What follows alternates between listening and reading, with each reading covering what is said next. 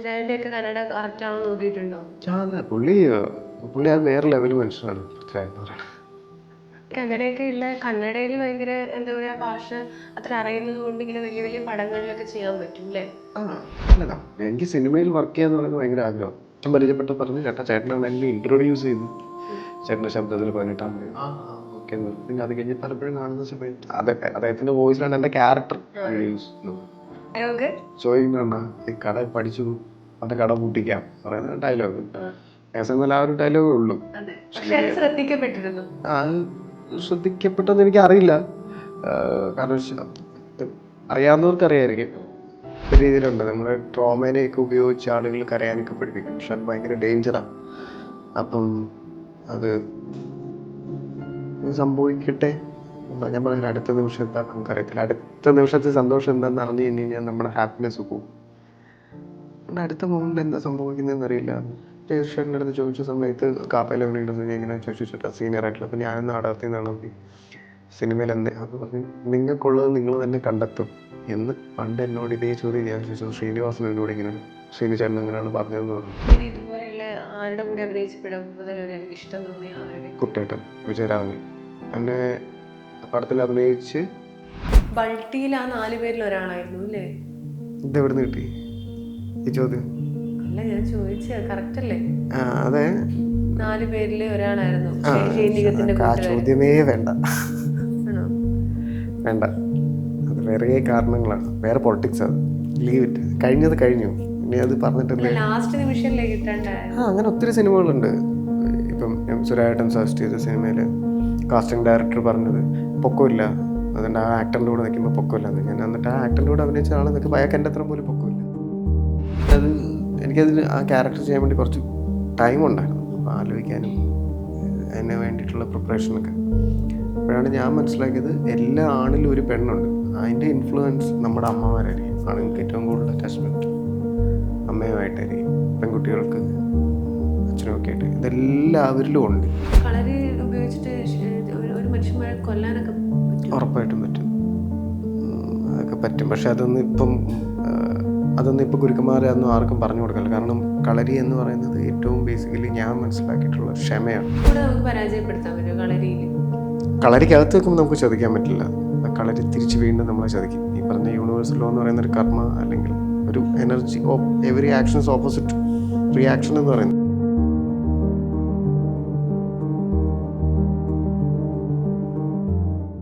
ഇടുക്കിയിൽ ശരിക്കും കട്ടപ്പനയിൽ എന്താണ് ഏറ്റവും വലിയ പ്രത്യേകതയായിട്ട് കണ്ടിട്ടുള്ളത്?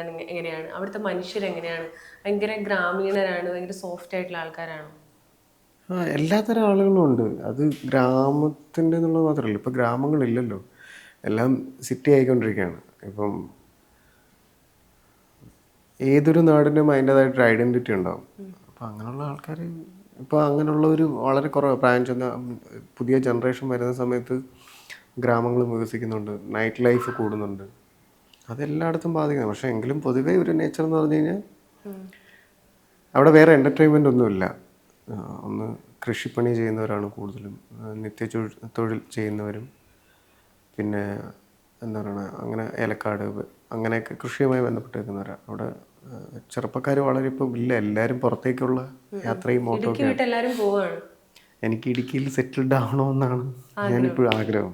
കൊച്ചിയല്ല, സിറ്റി ലൈഫ് വർക്കുമായി ബന്ധപ്പെട്ടാണ്. പക്ഷെ ഇൻ ഫ്യൂച്ചർ അവിടെ ഒരു ലാൻഡൊക്കെ എടുത്ത് കൃഷിയൊക്കെ ചെയ്ത് സിനിമയും നാടകമൊക്കെ ഒരുപോലെ കൊണ്ടുപോയി പോവാന്നുള്ളതാണ് എൻ്റെ ഒരു ഗോൾ, ഡ്രീം എന്നൊക്കെ പറഞ്ഞു. ഇടുക്കിന്ന് കേൾക്കുമ്പോൾ ആദ്യം മനസ്സിലോടിയെത്തുന്നത് എന്താ? അവിടുത്തെ ഫുഡൊക്കെ എന്താ സ്പെഷ്യലൊക്കെ? ഇടുക്കിയിൽ ഇതുവരെ വന്നിട്ടില്ല, ഞങ്ങൾ ഏറ്റവും കൂടുതൽ എന്താ എല്ലാത്തരം ഫുഡുകളുണ്ട്. കുറച്ചുകൂടെ എല്ലാ വീട്ടിലും അവൈലബിൾ ആയിട്ട് എനിക്ക് തോന്നുന്നു കപ്പ, ബീഫ്, കപ്പ ചിക്കൻ, കപ്പ മീൻകറി, പിന്നെ അതുമാത്രമല്ല ചെണ്ടക്കപ്പ എന്ന് പറയും നമ്മൾ. ചെണ്ടയുടെ ഷേപ്പിൽ ഇങ്ങനെ ഇത്രയും പീസിൽ കട്ട് ചെയ്തിട്ടുള്ള എൻ്റെ 4 വലുതായിട്ടല്ല, ഒരു കപ്പേനെ തന്നെ ഒരു 3 പീസാക്കിയിട്ട് അതിനെ എന്നിട്ട് 4 പീസ് ചെണ്ടക്കപ്പ എന്നാണ് പറയാം. അതും കാന്താരിയും ഉള്ളിയും കൂടി ഇട്ടിട്ടുള്ളത് ഭയങ്കര ടേസ്റ്റിയാണ്. പിന്നെ വാട്ടുകപ്പ, ഉണക്കപ്പയൊക്കെയാണ് അവിടുത്തെ സ്പെഷ്യൽ. കപ്പയാണ് മെയിൻ. കപ്പയാണ് മെയിൻ. അതൊരു എനിക്ക് തോന്നുന്നു അത് കുറച്ചുകൂടെ ഞാനതൊരു ഒബ്സർവ് ചെയ്യുന്ന സമയത്ത് ഒരു തലമുറയോടുള്ള കരുതലാണ് കാരണം ഒരു നമുക്ക് എന്താ പറയുക, ഇപ്പോൾ ഒരു 50 സെൻറ്റോ ഒരു 10-15 സെൻറ്റോ ഉണ്ടെന്ന് പറഞ്ഞാൽ കപ്പ ഇട്ട് കഴിഞ്ഞ് കഴിഞ്ഞാൽ ഇത്ര മാസത്തിനുള്ളിൽ നമുക്ക് വിളവെടുക്കാം.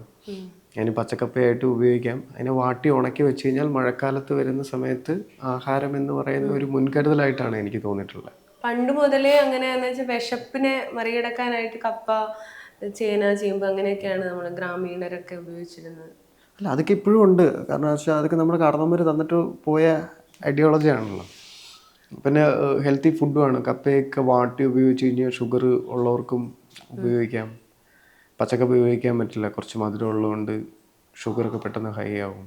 ഭയങ്കര രസമല്ലേ അവരുടെ മുന്നോട്ടുള്ള വിഷൻ. അപ്പോൾ ഇടുക്കിയെ കുറിച്ചൊരു പാട്ട് തന്നെ ഉണ്ട് നമ്മുടെ മഹേഷിന്റെ പ്രതികാരത്തിൽ. അവിടുത്തെ കാറ്റാണ് കാറ്റ്, അവിടുത്തെ മഞ്ഞാണ് മഞ്ഞ്. അല്ല, ഇടുക്കിയെ കുറിച്ച് കുറേ പാട്ടുണ്ട്. ശക്തൻ മടത്തിൽ എന്ന് പറഞ്ഞിട്ട് എൻ്റെ ഒരു സുഹൃത്തുണ്ട്. പുള്ളി ഇടുക്കിയെ ബേസ് ചെയ്തിട്ടൊരു പാട്ട് ചെയ്തിട്ടുണ്ട്. രസമുള്ള പാട്ടാണ് അത്. കൊലുമ്പൻ ആരും കൊതിച്ചു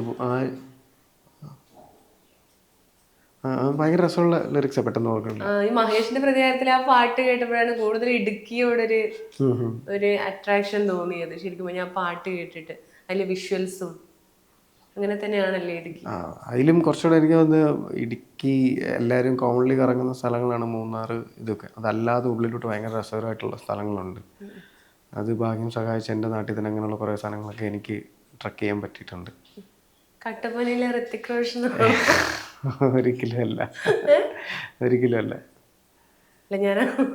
ഒരിക്കലും അല്ല. കട്ടപ്പനയിലുള്ളവർക്ക് പലർക്കും അറിയില്ല. 18 മനുഷ്യൻ ഞാൻ കട്ടപ്പനയാണെന്നുള്ള പലർക്കും അറിയത്തില്ലാത്തവരും ഉണ്ട്. അല്ല, ഞാൻ അങ്ങനെ വെച്ചാൽ നടന്മാര് കുറവാണല്ലോ അവിടുന്ന്. നമ്മുടെ ജാഫർ ഇടുക്കിക്കാരൻ, കലാകാരന്മാര് കുറവല്ലേ? അല്ലല്ല, ഉണ്ട്. എത്രയോ പേരുണ്ട്. അത് പലരും പല മേഖലയിൽ വർക്ക് ചെയ്യുന്നുണ്ടാണ്. ഇപ്പം നാഷണൽ അവാർഡ് വിന്നറായിട്ടുള്ള മോബിൻ മോഹൻ എന്ന് പറഞ്ഞിട്ടുള്ള റൈറ്ററുണ്ട്.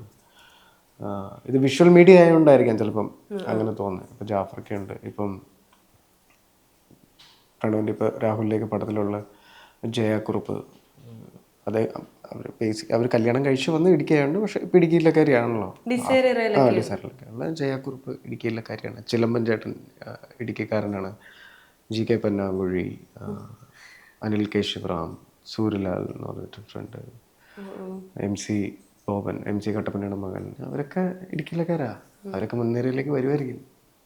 താടി ഇങ്ങനെ പിടിച്ചോണ്ട് അതല്ല, ഞാനിപ്പം കുറെ നാളുകൂടി ഇത്ര വളർത്തുന്നത് ഒരാവശ്യത്തിന് വേണ്ടിയിട്ടാ. അപ്പം താടി പിടിക്കുമ്പോൾ ബുദ്ധിജീവി ടൈപ്പ് ആൾക്കാർ പറയാറുണ്ടോ? അങ്ങനൊന്നുമല്ല. എനിക്കിതിങ്ങനെ ചെറിയ കോൺഷ്യസ് ഉണ്ട്. എൻ്റെ അങ്ങനെ വലിയ ഷേപ്പുള്ള ബിയർഡ്സ് അല്ല. അപ്പം ഇങ്ങനെയായിരിക്കുന്നത്. അപ്പം ഇടയ്ക്ക് ഇങ്ങനെ പൊങ്ങൂ എന്നുള്ളതുകൊണ്ട് ഇങ്ങനെ ഒതുക്കി വെക്കുന്നു എന്നുള്ളൂ. അല്ല, ബുജ്ജിയൊന്നുമല്ല.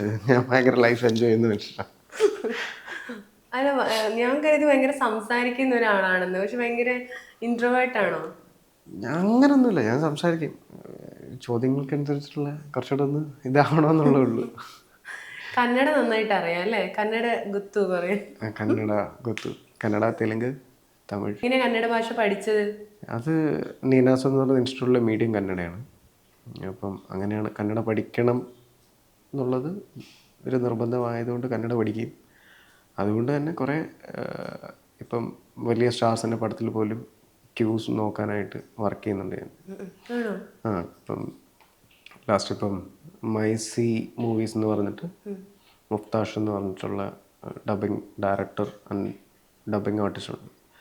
പുള്ളിയുടെ നേതൃത്വത്തിലുള്ള കുറേ സിനിമകളിൽ കന്നഡയുടെ കീവേഡ്സ് ഞാൻ നോക്കി. ഇപ്പോൾ വിലായത്ത് ബുദ്ധയിലും കന്നഡ കറക്റ്റാണ് പ്രൊനൗൺസിയേഷൻ ലാംഗ്വേജ് മലയാളമായിട്ട് മാറുന്ന സമയത്ത് എങ്ങനെയാണ് അങ്ങനെ പൃഥ്വിരാജ് കന്നഡ പറയുന്നുണ്ടോ? ടീച്ചറിലൊക്കെ പുള്ളി തന്നെയാണ് പറഞ്ഞിട്ടുള്ളത്. പൃഥ്വിരാജിന്റെ ഒക്കെ കന്നഡ കറക്റ്റ് ആണോ നോക്കിയിട്ടുണ്ടോ? അതെ, പുള്ളി അത് വേറെ ലെവൽ മനുഷ്യനാണ് പൃഥ്വിരാജ് എന്ന് പറയുന്നത്. എന്നാണ് നമ്മളൊന്ന് പറഞ്ഞ്. അല്ല, ഞാൻ അങ്ങനെ പുള്ളിയായിട്ട് വലിയധികം അസോസിയേറ്റ് ചെയ്തിട്ടില്ല. അല്ല, പുള്ളി ഞാൻ ഭയങ്കരമായിട്ട് പക്ഷേ മലയാള സിനിമയുടെ വേറെ തരത്തിലൊരു ബ്രാൻഡ് അംബാസിഡറാണ്. ഈ 43-ാമത്തെ വയസ്സിൽ ഭയങ്കര റെസ്പെക്റ്റോടെ ഞാൻ കാണുന്ന ഒരു ആളാണ് മിസ്റ്റർ പൃഥ്വിരാജ് സുകുമാരൻ എന്ന് പറയുന്ന വ്യക്തി. വെരി പ്രൊഫഷണലാണ്, വെരി പ്രൊഫഷണൽ. അത് അത്ര എളുപ്പമല്ല അങ്ങനെ ആവുക എന്ന് പറഞ്ഞാൽ. നോ പറയേണ്ടടുത്ത് നോ പറയുക, ആരെയും ഇമ്പ്രസ് ചെയ്യാനോ ആരുടെയും അറ്റൻഷൻ സീക്കർ ആവാനോ നോക്കാത്ത അദ്ദേഹം വരുന്നു, അദ്ദേഹത്തിൻ്റെ ജോലി ചെയ്യുന്നു, പോകുന്നു. ഭയങ്കര രസമുള്ള മനുഷ്യനാണ്. അവരുടെയൊക്കെ അങ്ങനെയൊക്കെ ഉള്ള കന്നഡയിൽ ഭയങ്കര എന്താ പറയാ ഭാഷ അത്ര അറിയുന്നത് കൊണ്ട് ഇങ്ങനെ വലിയ വലിയ പടങ്ങളിലൊക്കെ ചെയ്യാൻ പറ്റൂ അല്ലേ? അതല്ല, എനിക്ക് സിനിമയിൽ വർക്ക് ചെയ്യാന്ന് പറയുന്നത് ഭയങ്കര ആഗ്രഹം, ഏത് മേഖലയിലായാലും. ഞാൻ പല മേഖലയിലും വർക്ക് ചെയ്തിട്ടുണ്ട്. ഞാൻ സിജു എന്ന് പറയുന്ന ക്യാമറാമാൻ്റെ കൂടെ മലയാളത്തിൽ വർക്ക് ചെയ്യുന്നതിന് മുമ്പ് കന്നഡ പടങ്ങളിൽ അസിസ്റ്റൻറ്റ് ക്യാമറമാനായിട്ട് വർക്ക് ചെയ്തിട്ടുണ്ട്. ആർട്ട് ഡിപ്പാർട്ട്മെൻറ്റിൽ സ്കെച്ച് ചെയ്യാൻ പോയിട്ടുണ്ട്. പിന്നെ അസിസ്റ്റൻറ്റ് ഡയറക്ടർ അസോസിയേറ്റ് ആയിട്ട് വർക്ക് ചെയ്തിട്ടുണ്ട്. എല്ലാം കഴിഞ്ഞിട്ടാണ് ആക്ടിങ്ങിലേക്ക് വന്നത് അല്ലേ? അല്ല, ഞാൻ സിനിമ അതിന് മുമ്പ് പഠിക്കുകയായിരുന്നു. ഞാൻ ഓരോ മേഖലയും ഇതും ഒക്കെ പഠിക്കുകയായിരുന്നു. ആർട്ട് ഡയറക്ഷൻ ചെയ്തിട്ടുണ്ട് ഷോർട്ട് ഫിലിമിലൊക്കെ. എൻ്റെ എല്ലാം ബാക്ക്ഗ്രൗണ്ട് തിയേറ്ററാണ്. കാരണം തിയേറ്ററിൽ നമ്മൾ ഒരു നടനും സംവിധായകനും എന്ന് പറയുന്ന ഒരു മൊമെൻറ്റ് കഴിയുമ്പോഴത്തേക്കായിരിക്കും നമ്മൾ ഡിസൈഡ് ചെയ്യുന്നത് ഇനി ഇത് മാസ്റ്റർ കോഴ്സ് ചെയ്യണം. പക്ഷെ നീനാസിൽ നമുക്ക് എല്ലാം ചെയ്യണമായിരുന്നു. നമ്മളൊരു പ്ലേ ഡയറക്റ്റ് ചെയ്യണം, നമ്മൾ സെറ്റ് വർക്കിൽ നമ്മൾ തന്നെ ചെയ്യണം, കോസ്റ്റ്യൂം ഡിസൈൻ നമ്മൾ തന്നെ ഡിസൈൻ ചെയ്യണം, സീൻ വർക്ക് ചെയ്യണം. എല്ലാ മേഖലയിലും നമ്മൾ നമ്മുടെ കയ്യൊപ്പ് വെക്കണം. അപ്പൊ ഒരു സിനിമ എടുക്കേണ്ട ഏറ്റവും ഇഷ്ടം അവിടെ തന്നെ പഠിപ്പിച്ചിട്ടുണ്ട്. അവിടെ സിനിമ അല്ല, നമ്മൾ സിനിമയിൽ ഏതൊക്കെ മേഖലകളിലേക്ക് പോകണമെന്നില്ല. ഇപ്പോൾ ആർട്ട് ഡയറക്ഷൻ ആയാലും കോസ്റ്റ്യൂം ആയാലും എല്ലാം നമുക്ക് പഠിക്കാൻ അവിടെ കൊണ്ട് പറ്റിയല്ലോ. അല്ല, അത് പറ്റി. പക്ഷെ ഇത് മനസ്സിലാക്കുന്ന സമയത്ത് എന്താണെന്ന് വെച്ചാൽ നമുക്ക് ഓരോന്നിനെ കുറിച്ച് ഒരു അവയർനെസ് ഉണ്ടായിരിക്കണം. ഒരു ആക്ടറിനെ സംബന്ധിച്ചോളം, ഒരു ഡയറക്ടറിനെ സംബന്ധിച്ചോളം. കാരണം എല്ലാ പണിയും കൂടെ ചേർന്നതാണ് തിയേറ്ററും സിനിമയായാലും ഒരു കൊളാബാണ്. അപ്പോൾ പല മനുഷ്യന്മാരുടെ ഐഡിയോളജിയും പല മനുഷ്യന്മാരുടെ വ്യക്തിത്വവും എല്ലാം അൾട്ടിമേറ്റ്ലി വന്നേക്കുന്ന ഒരു ആർട്ട് എന്ന് പറയുന്ന ഒരു ഫോമിലേക്ക് വന്നേക്കുമ്പോൾ നമുക്ക് ഓരോരുത്തരെ കഷ്ടപ്പാട് അറിഞ്ഞു കഴിഞ്ഞാൽ നമുക്ക് റെസ്പെക്റ്റ് ചെയ്യാൻ തോന്നുന്നു എന്നുള്ളതാണ് ഞാൻ തിയേറ്ററിൽ നിന്ന് പഠിച്ചിട്ടുള്ളത്. അപ്പോൾ എല്ലാം അറിഞ്ഞു കഴിയുമ്പോഴത്തേക്ക് നമുക്ക് പെട്ടെന്ന് ഒരു ഹെഡ് വെയിറ്റോ അല്ലെങ്കിൽ അതെന്താ ഇങ്ങനെ കൊള്ളൂല ശരി എന്നല്ല, അയാളുടെ ജോലി അതാണ്. അപ്പോൾ അയാൾ ചെയ്യുക, അതിനെ റെസ്പെക്റ്റ് ചെയ്യുക എന്നുള്ളതാണ് ഞാൻ മനസ്സിലാക്കിയിരിക്കുന്ന ഒരു കാര്യം. നാടകത്തിൽ നിന്ന് വന്ന ആൾക്കാർക്ക് തലക്കനം ഉണ്ടാവില്ല അല്ലേ? അങ്ങനെയല്ല, അത് ഓരോരുത്തരുടെ വ്യക്തിത്വം അല്ല. നാടകത്തിൽ അത് ഭയങ്കര തെറ്റിദ്ധാരണ ഉണ്ടായിരുന്നു എനിക്ക്. നാടകത്തിൽ നിന്ന് വരുന്നവരെല്ലാം ഒരേപോലെയാണ് അങ്ങനെയൊന്നുമില്ല. പലരും പല രീതിയിലാണ് ചിന്തിക്കുന്നത്. അത് ഓരോരുത്തരുടെ വ്യക്തിത്വം, ഓരോരുത്തരുടെ പെർസ്പെക്റ്റീവാണ്. ഒരു ആർട്ടിനെ കാണുന്നതും ഓരോരുത്തരുടെ. നമുക്ക് ഒന്നിനെയും കുറ്റം പറയാം, എല്ലാത്തിനും അക്സെപ്റ്റ് ചെയ്യാന്നുള്ളൂ. അവരങ്ങനെയാണ്, നമ്മളിങ്ങനെയാണ്, അത്രേ ഉള്ളൂ. വിലായത്ത് ബുദ്ധയുടെ കാര്യം പറയുകയാണെങ്കിൽ നമ്മൾ എല്ലാവരും പ്രതീക്ഷയോടെ കാത്തിരിക്കുന്നതാണ്. അപ്പം അമ്പി അവിടുന്ന് കണ്ട് ഒരാളെന്ന നിലയിൽ അൾട്ടിമേറ്റ്ലി ഇപ്പം സിനിമ നമുക്കൊന്നും പ്രെഡിക്റ്റ് ചെയ്യാൻ പറ്റില്ല. പ്രത്യേകിച്ച് മലയാള സിനിമകൾ ഇറങ്ങുന്ന സമയത്ത് മലയാളികൾ കൂടുതലായി സിനിമ കാണുന്നവരാണ്. ഇപ്പം ഫോണിലായാൽ പോലും ആമസോൺ നിങ്ങൾക്കെല്ലാം അവൈലബിൾ ആണ്. അപ്പം മലയാളികളെ നമുക്ക് അങ്ങനെ അണ്ടർസ്റ്റിമേറ്റ് ചെയ്യാൻ പറ്റില്ല. മലയാളികൾ അംഗീകരിക്കുക എന്ന് പറഞ്ഞാലും ഭയങ്കര പാടുള്ള കാര്യമാണ്. അത് ഏറ്റവും വലിയൊരു എക്സാമ്പിൾ തന്നെ ഞാൻ പറഞ്ഞുതരാം. ഭയങ്കര രാജുവേട്ടനോടൊരു റെസ്പെക്ട് എന്ന് പറയുന്നതിൻ്റെ ഒരു കാര്യം എന്താണെന്ന് വെച്ച് കഴിഞ്ഞാൽ വലിയധികം അടുത്ത് സംസാരിക്കാനോ, ഞാൻ ഒരു പ്രാവശ്യം പരിചയപ്പെട്ട് പറഞ്ഞു ചേട്ടനാണ് എന്നെ ഇൻട്രൊഡ്യൂസ് ചെയ്തത്. ചേട്ടൻ്റെ ശബ്ദത്തിൽ 18-ാം പടി ഓക്കെ എന്ന് പറഞ്ഞു. പിന്നെ അത് കഴിഞ്ഞ് പലപ്പോഴും കാണുന്ന സമയത്ത് അങ്ങനെ മീൻസ് അദ്ദേഹത്തിൻ്റെ വോയിസിലാണ് എൻ്റെ ക്യാരക്ടർ ഇൻട്രൊഡ്യൂസ് എന്ന് പറഞ്ഞ രീതിയിൽ വലിയധികം ഞാൻ അടുക്കാനും പോയിട്ടില്ല. കാരണം വെച്ച് കഴിഞ്ഞാൽ നമുക്ക് ഓക്കെ അതേപോലെ ആക്ടറാണ്, പ്രൊഫഷണലി വരുന്നു, വർക്ക് ചെയ്യുന്നു, പോകുന്നു, അല്ലാതെ വേറെ ഒന്നുമില്ല. പക്ഷേ എനിക്ക് ഭയങ്കര റെസ്പെക്റ്റ് എന്താണെന്ന് വെച്ചാൽ ഈ ഇൻസ്റ്റാഗ്രാം, ഈ സോഷ്യൽ മീഡിയ ഒക്കെ വരുന്നതിന് മുമ്പ് അയാളുടെ വിഷൻ പറഞ്ഞതിൻ്റെ പേരിൽ, അയാളുടെ ഡ്രീം പറഞ്ഞതിൻ്റെ പേരിലും കളിയാക്കിയ മലയാളികളെ കൊണ്ട് തിരിച്ച് കൈയടിപ്പിച്ച മനുഷ്യനാണ്. അപ്പം മലയാളി അങ്ങനെയാണ്. രാജു എന്ന് പറഞ്ഞാൽ രാജുവേട്ടനാക്കി പിന്നെ ആൾക്കാർ. അല്ല, അദ്ദേഹത്തിന് ഇഷ്ടം പോലെ വട്ടപ്പേരിൽ അറിയപ്പെട്ടിട്ടുണ്ട്. അപ്പം അത് എനിക്ക് ഭയങ്കര റെസ്പെക്റ്റ് ഉള്ള മനുഷ്യനാണ്. എനിക്ക് തോന്നുന്നു കുറച്ചുകൂടെ ഭയങ്കര പ്രൊഫഷണലി ഫോക്കസ്ഡ് ആയിട്ടുള്ള മനുഷ്യനാണ്. ആ മനുഷ്യൻ എത്ര നേരം ആയിരിക്കും ഉറങ്ങുന്നതെന്നൊക്കെ ഞാൻ ആലോചിച്ചിട്ടുണ്ട്. കുറേ നടന്മാർ കേട്ടോ അങ്ങനെ. ലാലേട്ടനും മമ്മൂക്കയൊക്കെ ആണെന്ന് പറഞ്ഞാൽ അവരുടെ പാഷന് വേണ്ടി നിൽക്കുമ്പോൾ അത്രയോ. ഞാൻ രാജുവേട്ടനെ കുറിച്ച് പറഞ്ഞതിൻ്റെ വലിയ ഇനി വേറെ കാര്യമുണ്ട്. ഇനി ഇത് രാജുവേട്ടൻ കണ്ടിട്ട് എനിക്ക് സിനിമയിൽ ചാൻസ് വരും എന്ന് ഓർത്തിട്ടൊന്നുമല്ല ഞാൻ പറയുന്നത്. എനിക്ക് ഭയങ്കര ഇഷ്ടമാണ് പേഴ്സണലി.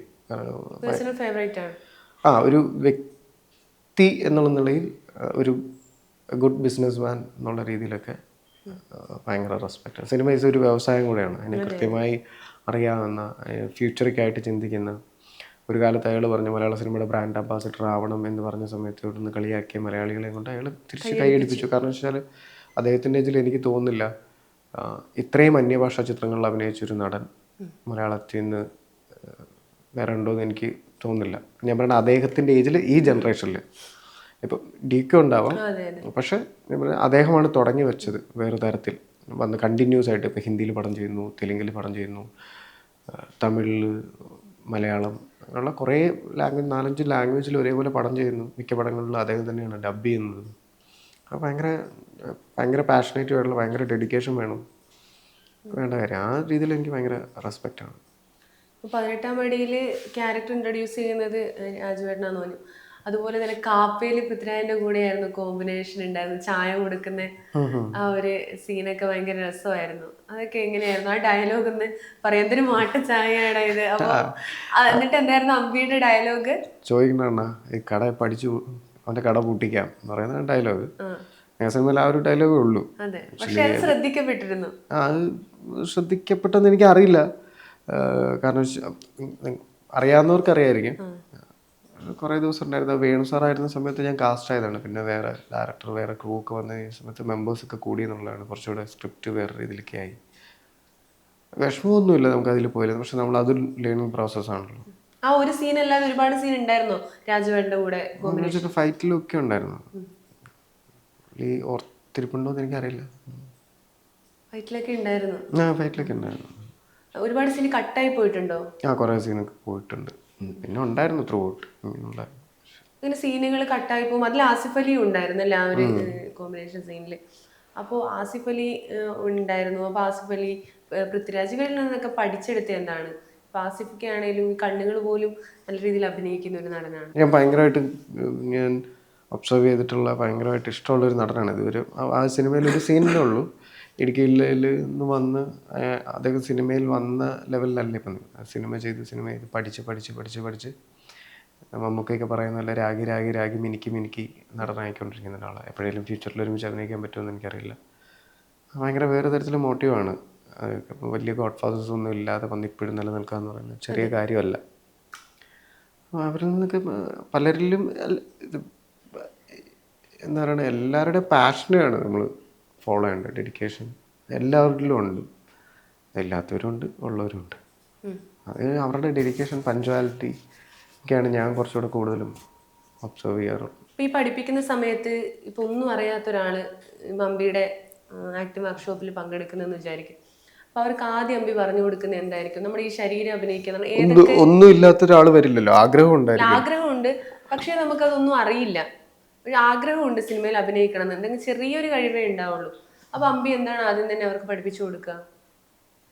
ആദ്യം അവരുടെ ബോഡീനെ അറിയണം. എൻ്റെ ശരീരം എന്താണെന്ന് അറിഞ്ഞു കഴിയുമ്പോഴത്തേക്ക് ഓട്ടോമാറ്റിക്കലി എനിക്കിത് വരില്ല. എനിക്ക് കുറവുകളുള്ള ആളാണ്. എനിക്ക് എൻ്റെ കുറവുകളെ വ്യക്തമായിട്ട് അറിയാവുന്ന ഒരാൾ. ആ കുറവുകളെയും എനിക്ക് എന്തൊക്കെ ചെയ്യാൻ പറ്റുമെന്നും അത് ഏത് ലെവൽ വരെ പോകാൻ പറ്റുമെന്നും അതിന് മുന്നോട്ട് പോകണമെങ്കിൽ വീണ്ടും എനിക്ക് പ്രാക്ടീസ് വേണമെന്ന് അറിയാവുന്ന ഒരാളാണ്. അപ്പം ആ തിരിച്ചറിയുന്ന സമയത്ത് നമ്മളെ ട്യൂൺ ചെയ്തുകൊണ്ടേയിരിക്കും. അത് എപ്പോഴേലും റിസൾട്ട് ഉണ്ടാവും. ബോഡിയിൽ എന്താണ് ഏറ്റവും കൂടുതൽ അഭിനയിക്കുന്നത്? കണ്ണുകളാണോ? നമ്മുടെ എന്താണ് ഏറ്റവും കൂടുതൽ അഭിനയിക്കേണ്ടത്? ഏതൊക്കെ ശരീരഭാഗങ്ങൾ നമ്മൾ നല്ല രീതിയിൽ അഭിനയിക്കണം? ഇപ്പം അത് ഓരോ ക്യാരക്ടറിനും ഓരോ രീതിയിലല്ലേ. ഇപ്പം അത് ഡയറക്ടറിൻ്റെ വിഷയം. നമ്മൾ എന്തും ചെയ്യാൻ പറ്റുന്ന രീതിയിൽ നമ്മുടെ ശരീരത്തിനെയും മനസ്സിനെയും പാകപ്പെടുത്തി വെക്കുന്നതാണ് ഒരു ആക്ടറിൻ്റെ ജോലി. ബാക്കി മീഡിയം സിനിമ ഡയറക്ടറിൻ്റെ. ഇപ്പം എനിക്കൊരു സീൻ നന്നായിട്ട് അഭിനയിച്ചു, എനിക്ക് തോന്നി എനിക്കിഷ്ടപ്പെട്ടു, ഡയറക്ടർക്ക് ഇഷ്ടപ്പെട്ടിട്ടുണ്ടാവില്ല. അല്ല, എനിക്കിതല്ല വേണ്ട, വേറെ രീതിയിലായിരിക്കും. അപ്പോൾ അദ്ദേഹത്തിന് കൊടുക്കാൻ പറ്റുന്ന രീതിയിൽ നമ്മൾ ഫ്ലെക്സിബിളായി നിൽക്കുക എന്ന് പറയുന്നതാണ് ആക്ടിങ് സ്റ്റുഡൻറ്റിൻ്റെ ഇത്. ഇപ്പം ലാലേട്ടൻ്റെ വിരലുകൾ പോലും അഭിനയിക്കുന്നവർ ഇങ്ങനെ ആക്കുമ്പോൾ തന്നെ ഒരു താളമുണ്ട് അതിൽ, ആ വിരലുകൾക്ക് തന്നെ. അത് ഓരോരുത്തരും അതൊക്കെ ലെജൻഡായിട്ടുള്ള 100-1-2 പേർക്കൊക്കെ വരുന്ന കാര്യങ്ങളാണ്. പിന്നെ അദ്ദേഹത്തിൻ്റെ പ്രാക്ടീസ് ഉണ്ട്. അദ്ദേഹം വന്ന 18-ാമത്തെ വയസ്സിലാണ്, 30-ലോ 40-ലോ അല്ല, വെരി യങ് ഏജിൽ വന്നു.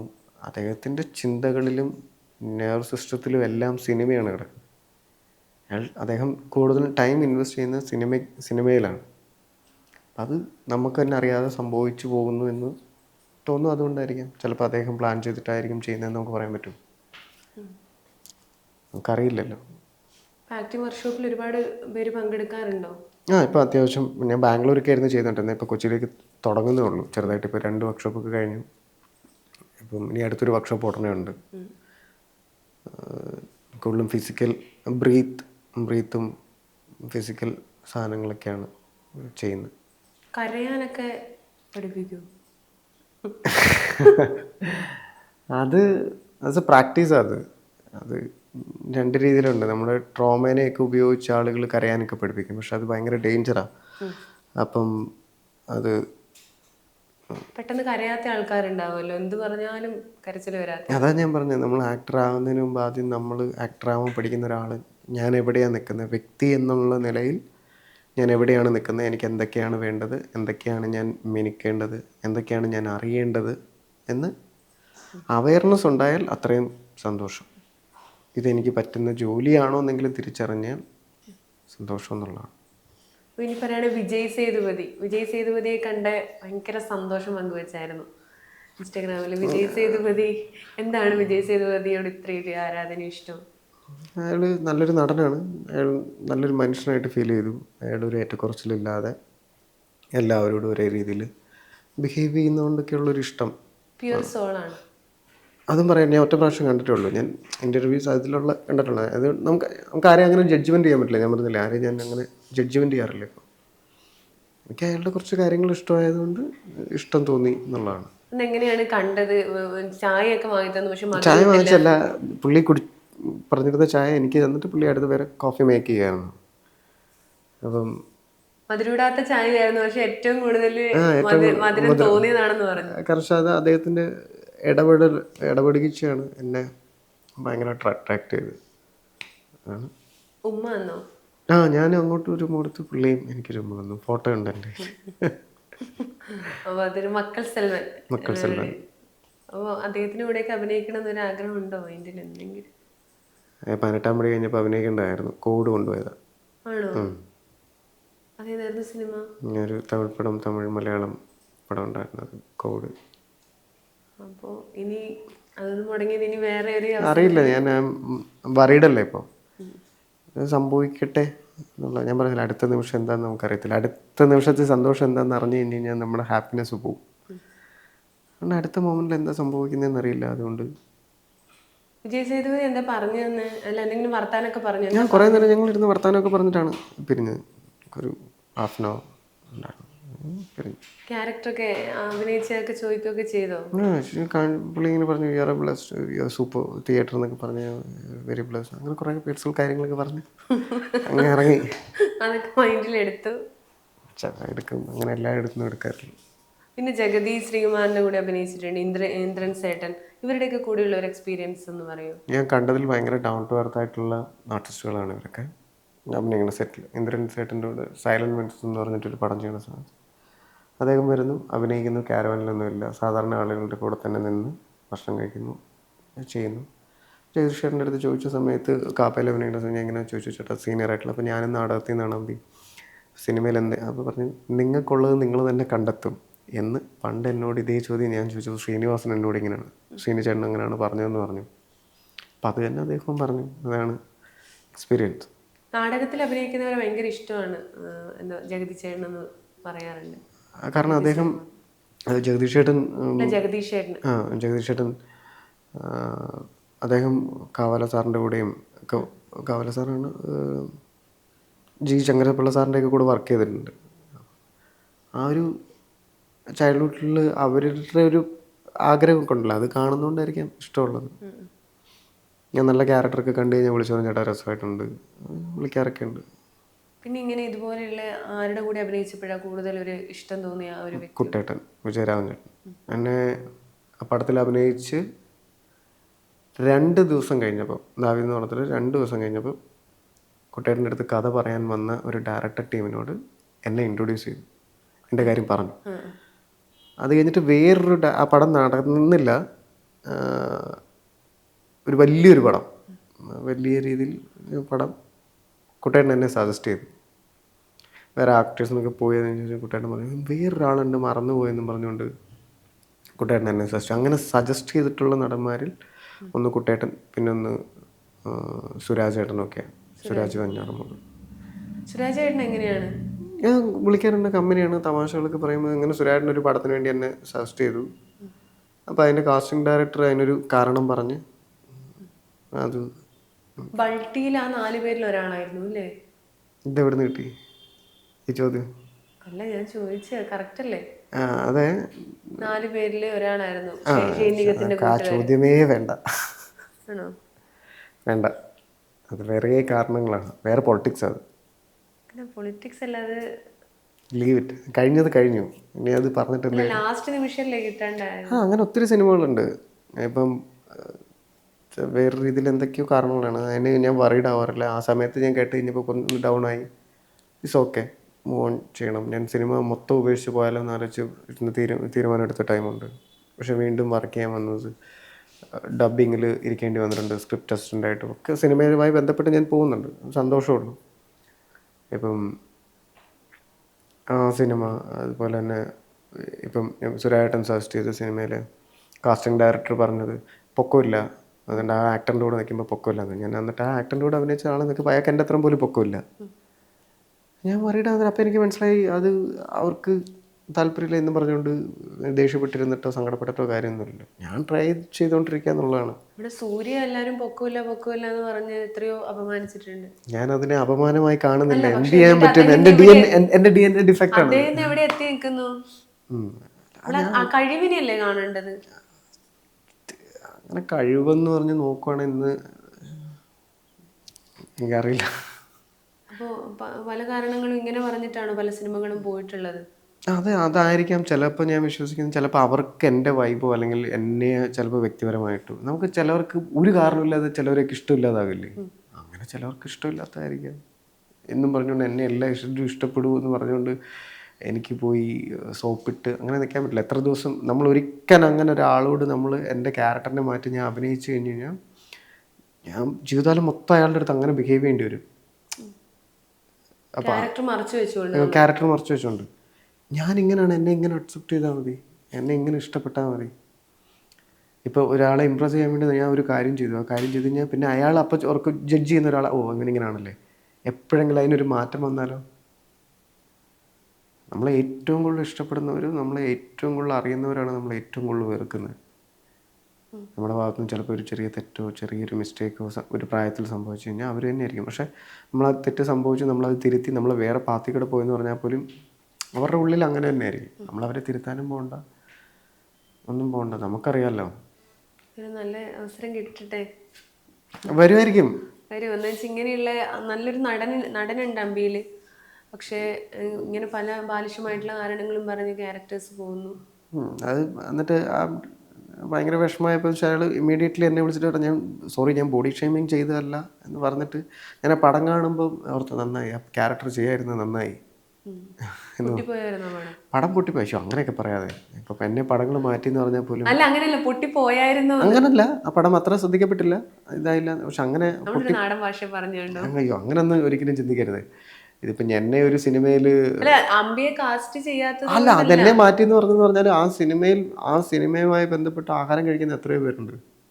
അല്ല, പല പടങ്ങളും ഇപ്പൊ ഇറങ്ങിയിട്ട് വിജയിക്കുന്നില്ലല്ലോ. ഞാൻ ആ ഒരു അതിന്റെ പ്രശ്നം ഇപ്പം നമ്മൾ എന്ത് കണ്ടന്റ് വേണമെന്നുള്ളത് ഭയങ്കര കൺഫ്യൂസ്ഡ് ആണ് ഇപ്പം എല്ലാ ഇൻഡസ്ട്രിയിലും ഒരു ഒബ്സർവ് ചെയ്യുന്ന സമയത്ത്. അപ്പം അതിൻ്റെ ഇപ്പോൾ അത് മാത്രമല്ല, ചെറിയ സിനിമകൾക്ക് സാധ്യതകൾ ഭയങ്കര കുറവായിട്ടാണ് എനിക്ക് ഫീൽ ചെയ്യുന്നത്. കാരണം ഇപ്പം OTT എന്ന് പറയുന്ന ഒരു പ്ലാറ്റ്ഫോം ഉള്ളത് കൊണ്ട് ഒരു ചെറിയൊരു സാധാരണ ഒരു ഹൈ റേഞ്ചിൽ ഉള്ളൊരു വീടാണ് നിൽക്കുക. ഒരു കൂലിപ്പണിക്കാരന് 1500 രൂപ ആണ് ഡെയിലി വരുമാനമെങ്കിൽ അവന് മാസം ഇത്ര രൂപ ഉണ്ട്. അപ്പോൾ ആഴ്ചയിൽ ഒരു ദിവസമേ പടത്തിന് പോക്ക് കിടക്കും, ഒരു ശനിയാഴ്ച ഞായറാഴ്ച. ഒരു 4 പേരുള്ള ഫാമിലി പോകണമെങ്കിൽ 800 രൂപ ടിക്കറ്റ്. അതിനകത്തൊരു ചായ സ്നാക്സോ ഒക്കെ കുടിക്കുന്നവരാണെങ്കിൽ 1000 രൂപ. പോപ്കോണിനോ?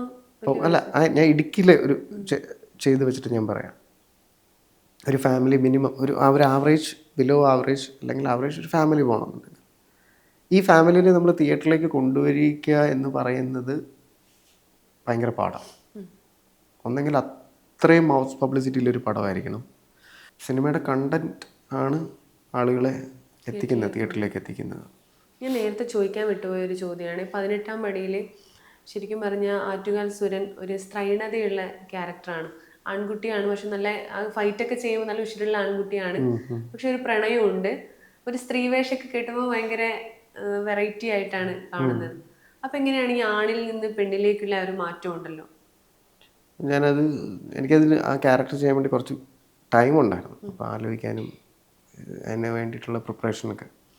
അപ്പോഴാണ് ഞാൻ മനസ്സിലാക്കിയത് എല്ലാ ആണിലും ഒരു പെണ്ണുണ്ട്. അതിൻ്റെ ഇൻഫ്ലുവൻസ് നമ്മുടെ അമ്മമാരായിരിക്കും. ആണുങ്ങൾക്ക് ഏറ്റവും കൂടുതൽ അറ്റാച്ച്മെൻറ്റ് അമ്മയുമായിട്ടായിരിക്കും, പെൺകുട്ടികൾക്ക് അച്ഛനുമൊക്കെ ആയിട്ട്. ഇതെല്ലാവരിലും ഉണ്ട്. ഇതിൻ്റെ ബാലൻസ്ഡ് ആണ് എന്നാണ് ഞാൻ വിശ്വസിക്കുന്നത്. അപ്പം എല്ലാ പുരുഷന്മാരിലും ഒരു സ്ത്രൈണതയുണ്ടോ? സ്ത്രൈണതയല്ല, ഒരു പെണ്ണുണ്ട്. ആ പെണ്ണിൻ്റെ സാമീപ്യമുണ്ട്. അതിനെ നമ്മുടെ ഒബ്സർവേഷനിലും നമ്മുടെ ഇതിലും നമ്മൾ അതിനെ ഇങ്ങനെ ടച്ച് ചെയ്ത് നമ്മൾ എടുക്കുന്നതാണ്. അതെല്ലാവരിലും ഉണ്ട്. താവണിയൊക്കെ എടുത്ത് അങ്ങനെ ആരിൽ നിന്നെങ്കിലും എടുത്തിട്ടുണ്ടോ എന്തെങ്കിലും പെൺവേഷം കിട്ടിയപ്പോൾ? ഞാൻ അതിൻ്റെ അകത്തെ മാനറിസം 5 പേരുടെയാണ്. ഈ കുട്ടക്സ് ഇടുന്നത്, മുടി ഇങ്ങനെ വെക്കുന്നത്, കണ്ണെഴുതുന്നത്, പലരിൽ നിന്നും കണ്ടിട്ട് ഞാനിങ്ങനെ ഡയറക്ടറിൻ്റെ അടുത്ത് ഞാൻ ചോദിച്ചു, ഇങ്ങനെയൊക്കെ എനിക്കൊരു പ്ലാൻ ഉണ്ട്. എനിക്ക് ആ ഫ്രീഡം തന്നുകൊണ്ടാണ് അത്രയും ചെയ്യാൻ പറ്റിയത്. അതെ, അതുകൊണ്ടാണ് അത് അത്രയും. കണ്ണെഴുതിയതൊക്കെ ഭയങ്കര രസമായിരുന്നു. ഉണ്ടക്കണ്ണ് കണ്ണ് കണ്ണെഴുതിയിട്ട് കണ്ണെഴുതിൻ്റെ ഡാൻസും ഒക്കെ നൈസായിരുന്നു. ഡാൻസ് കൊറിയോഗ്രാഫി ചെയ്ത് എൻ്റെ കൂടെ അഭിനയിച്ച പെൺകുട്ടി പാർവതി. ഷീസ് ക്ലാസിക്കൽ ഡാൻസറാണ്. അക്കാഡമിക്കലി ഇവിടെ രേവ യൂണിവേഴ്സിറ്റിയിലൊക്കെ പഠിച്ചുകൊണ്ടിരുന്ന കുട്ടിയാണ്. അപ്പോൾ ആ കുട്ടിയാണത് കമ്പോസ് ചെയ്തത്.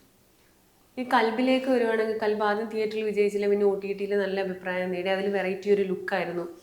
അപ്പോൾ കൽബിൽ പറയുന്നൊരു കാര്യമുണ്ട്, കൽബിലല്ല നമ്മളത് കണ്ടപ്പോൾ നമ്മുടെ സ്നേഹം അല്ലെങ്കിൽ സൗന്ദര്യമുള്ള ഒന്നിനെയും പടച്ചവൻ ഒന്നിപ്പിക്കില്ല എന്നുള്ളത്. അത് അത് കാലങ്ങളായി പറഞ്ഞുകൊണ്ടിരിക്കുന്ന ഒരിതാണ്. അതിനെ എങ്ങനെ പറയാം, അതൊരു ഫിക്ഷൻ അല്ലേ, അല്ലെങ്കിൽ ചിലപ്പോൾ ലൈഫിൽ നിന്നുള്ള ഇൻസ്പിറേഷൻ ആയിട്ടുള്ള സാധനങ്ങളായിരിക്കാം. അത് ഈ പറഞ്ഞ പോലെ ഈ ചിലവർ കരയാൻ പറ്റില്ല എന്ന് പറയുമ്പോൾ, തുമ്പി എന്ന് പറയുന്ന പെൺകുട്ടി അത്രയും ഫിയർലെസ് ആയിട്ടിരിക്കുന്ന ഒരാണിൻ്റെ ഡോമിനേറ്റിംഗ് ആയിട്ടുള്ള ഫിയറിലാണ് അയാൾ സൂസൈഡ് ചെയ്യാൻ തീരുമാനിക്കുന്നത്.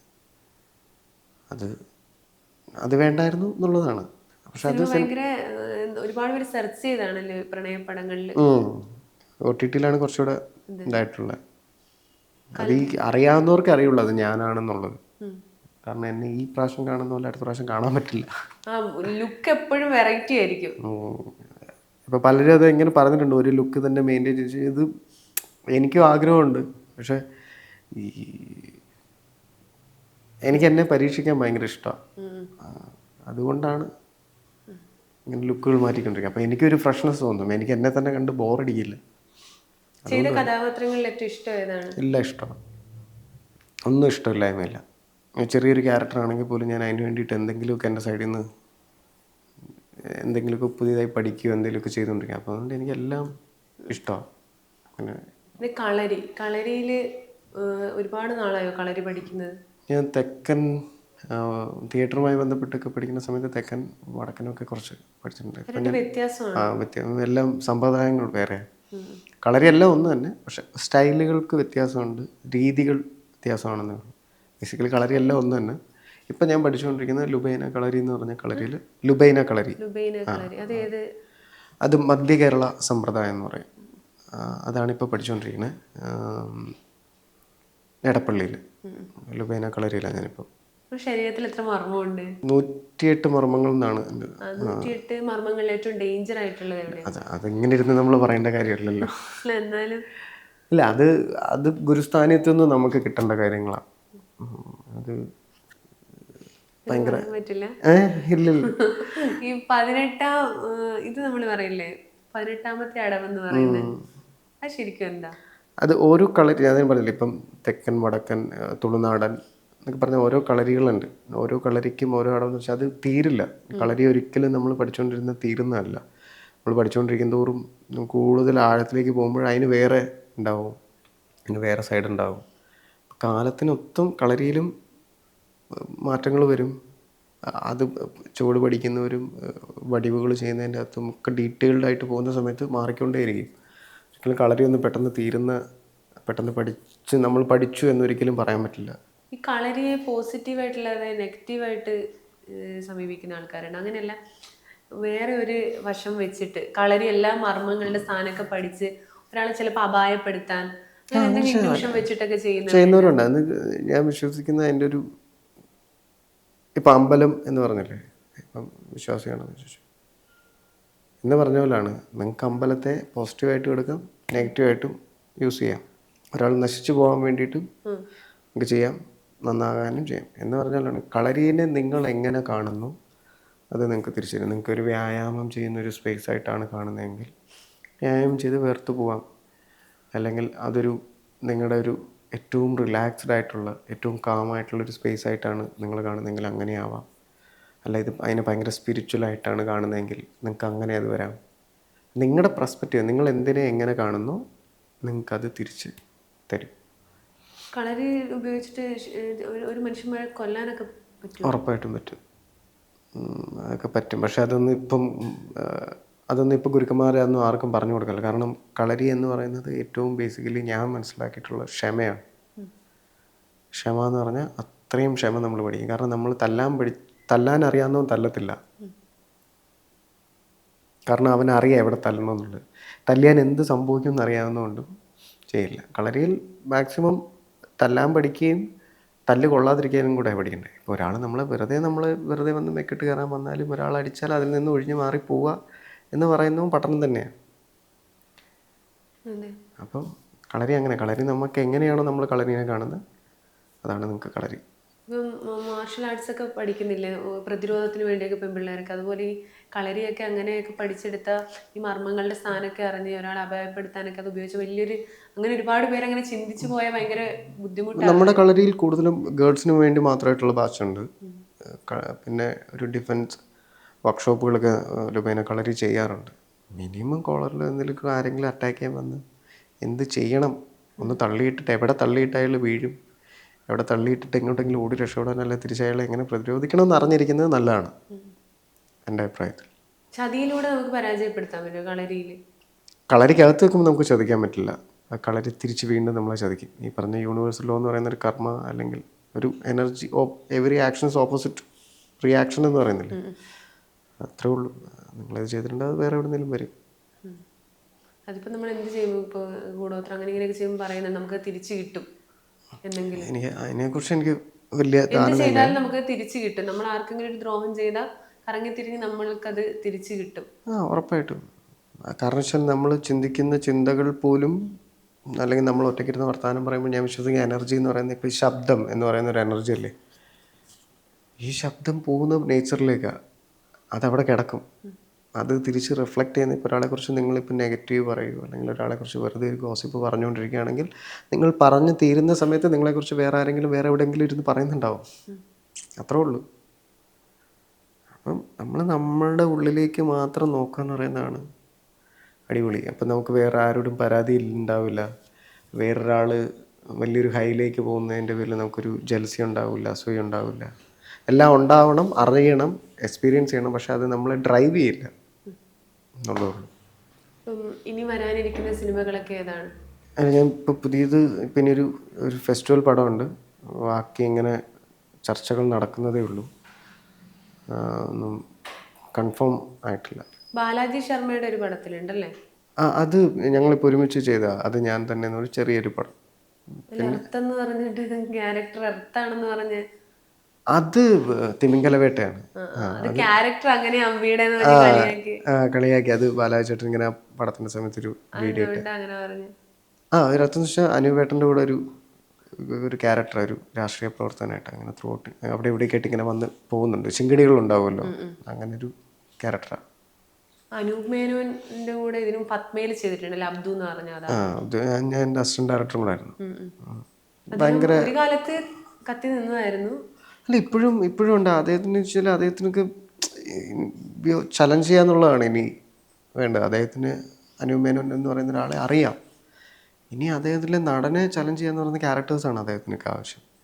എനിക്ക് അനുവേട്ടൻ നല്ല റൈറ്ററാണ് എനിക്ക് തോന്നിയിട്ടുള്ള. അനുവേട്ടൻ വായിക്കുന്ന പുസ്തകങ്ങൾ, ഇൻസ്പിറേഷൻ ആയിട്ടുള്ള പുസ്തകങ്ങൾ വായിക്കുന്ന അദ്ദേഹത്തിന് അതിന് മുകളിൽ നല്ല രീതിയിൽ ലിറ്ററേച്ചർ കൈകാര്യം ചെയ്യാൻ പറ്റുമെന്നാണ് എനിക്ക് തോന്നിയിട്ടുള്ളത്. ഗംഭീര റൈറ്ററാണ്. ജീവിതത്തിൽ ഏറ്റവും കൂടുതൽ കടപ്പെട്ടിരിക്കുന്ന ആരോടാണ്? എല്ലാവരോടും. എൻ്റെ ജീവിതത്തിൽ വന്നേക്കുന്ന എല്ലാവരോടും കടപ്പെട്ട മനുഷ്യനാണ്. എന്നെ ഒരു ചെറിയ സഹായം ചെയ്തിട്ടുള്ളവരാണെങ്കിലും ആ സമയത്ത് എൻ്റെ ബിഹേവ് കൊണ്ടോ അല്ല അവരുടെ ഒരു ബിഹേവ് കൊണ്ടോ എന്നോട് മോശം ചെയ്തവരാണ് ഞാൻ കടപ്പെട്ട്. കാരണം അതിൻ്റെ അകത്ത് ഞാൻ ഒരു പാഠം പഠിക്കുന്നുണ്ട്. ചിലപ്പോൾ എൻ്റെ തെറ്റും ഉണ്ടാവും, അല്ലെങ്കിൽ അവർക്ക് ഇഷ്ടമില്ലായ്മ കൊണ്ടോ. ഇതെല്ലാം ഞാൻ പഠിക്കുന്നത് എനിക്ക് സമാധാനമായിരിക്കുക എന്ന് പറയുന്നതാണ് എൻ്റെ ഇപ്പോൾ അൾട്ടിമേറ്റ്. സമാധാനത്തോടെ ഇരിക്കുക എന്നുള്ളതാണ് എൻ്റെ ഇപ്പോൾ ഏറ്റവും വലിയ മോട്ടിവേഷൻ. വേറെ ഒന്നുമില്ല. ജീവിതത്തിൽ പഠിച്ചൊരു പാഠവും കൂടി പറഞ്ഞിട്ട് നമുക്ക് ഈ ഇന്റർവ്യൂ സ്റ്റോപ്പ് ആക്കാം. ആരെയും ഉപദേശിക്കാണ്ടിരിക്കുക. ഉപദേശിക്കാൻ ആരെയും ഉപദേശിക്കാണ്ടിരിക്കുക. നിങ്ങൾക്ക് കിട്ടിയ എക്സ്പീരിയൻസ് അതേ രീതിയിൽ തന്നെ വേറൊരാൾക്ക് കിട്ടണമെന്നില്ല. സോ ആരെയും ഉപദേശിക്കാതിരിക്കുക. വഴികൾ തുറന്നിട്ട് കൊടുക്കുക. അവരാ വഴി കൂടെ പോട്ടെ, എക്സ്പീരിയൻസ് ചെയ്യട്ടെ. എക്സ്പീരിയൻസ് ചെയ്ത് തിരിച്ചു കഴിഞ്ഞ് വന്നിട്ട് നമ്മളോട് പറയുകയാണെങ്കിൽ ഓക്കെ. അങ്ങനെ വന്ന സ്റ്റുഡൻസൊക്കെ ഉണ്ട്. അതുകൊണ്ടാണ് അപ്പം ഉപദേശിച്ചിട്ടില്ല ആരെയും. പറയാം എങ്ങനെയൊക്കെ ഒന്ന് ശാസിക്കാം. അതും നിങ്ങളെ മനസ്സിലാക്കുന്നവരോട് മാത്രം. എല്ലാവരും ഒരുപോലെയൊന്നും നമുക്ക്, ഞാൻ എല്ലാവരും അങ്ങനെ ആയിരുന്നു കണ്ടിരുന്നത്. പക്ഷേ എല്ലാവരും ഒരുപോലല്ല. എല്ലാ മനുഷ്യരും ഓരോരുത്തരും ഓരോ രീതിയിൽ വ്യത്യസ്തരാണ്. ഓരോ ചിന്തകളുള്ളവരാണ്. നമ്മൾ അവരെ പ്ലേസ് ചെയ്യുന്ന അതേ രീതിയിൽ അവർ നമ്മളെ തിരിച്ച് പ്ലേസ് ചെയ്യണമെന്നില്ല. അപ്പം ആരെയും ഉപദേശിക്കാണ്ടിരിക്കുക. സ്നേഹം കിട്ടുന്നിടത്തുനിന്ന് സ്നേഹം തിരിച്ചു കൊടുക്കുക. അങ്ങോട്ട് കൊടുക്കാൻ ആഗ്രഹം ഉണ്ടെങ്കിൽ കൊടുക്കുക, ഇല്ലെങ്കിൽ കൊടുക്കാണ്ടിരിക്കുക. അത്രേ ഉള്ളൂ. ഹാപ്പി ആയിട്ടിരിക്കുക. അപ്പോൾ ഒരുപാട് ഈ ഇൻ്റർവ്യൂ എൻജോയ് ചെയ്തെന്ന് വിചാരിക്കുന്നു. Okay, thank you. Okay, thank you. ഒരുപാട് നല്ല വേഷങ്ങൾ തേടി വരട്ടെ. വരട്ടെ, സംഭവിക്കട്ടെ. Okay, thank you.